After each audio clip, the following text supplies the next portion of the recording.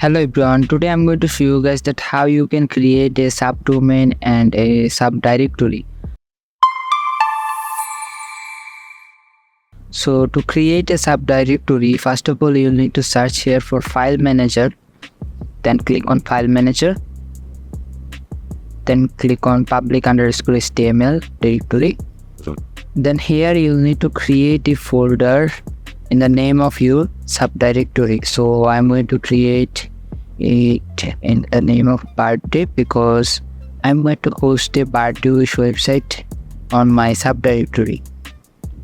Now if I visit satisfyhost.uk/birthday, here you can see that I'm getting page not found error because I have not uploaded anything here. So okay, I'm going to upload some files. Alright, upload is done. So I'm going to reload it here. And I'm going to extract the files from zip file. Alright, now if I reload this page, here you can see that our birthday wish website is here and it's working. Okay.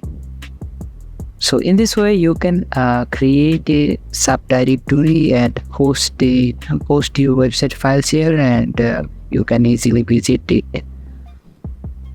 Now I'm going to show you guys that how you can create a subdomain. So to create a subdomain, you'll need to write here domain and click on this domains option. Then click on create a new domain button. And here I'm going to write blog.satisfyhost.uk because this time I'm going to create a blog site by using WordPress, okay, on this subdomain. Okay, let's click on subdomain button. Then if I visit my file manager again and I click on this home button, public_html, here you can see that a folder created in the name of our subdomain. So this directory is empty. I'm going to install WordPress in this directory and show you that. So I'm going to search here for WordPress and WordPress manager by Douglas. Click on this option, and then here you will need to click on install button.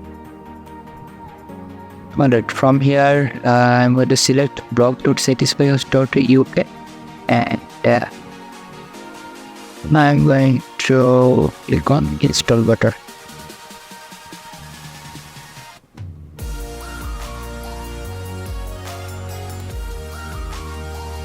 Alright, our WordPress installation is done. If I visit my blog.satisfyhost.uk, here you can see that our WordPress blog is successfully installed on our subdomain. So in this way you can create a subdomain or subdirectory and host your website there.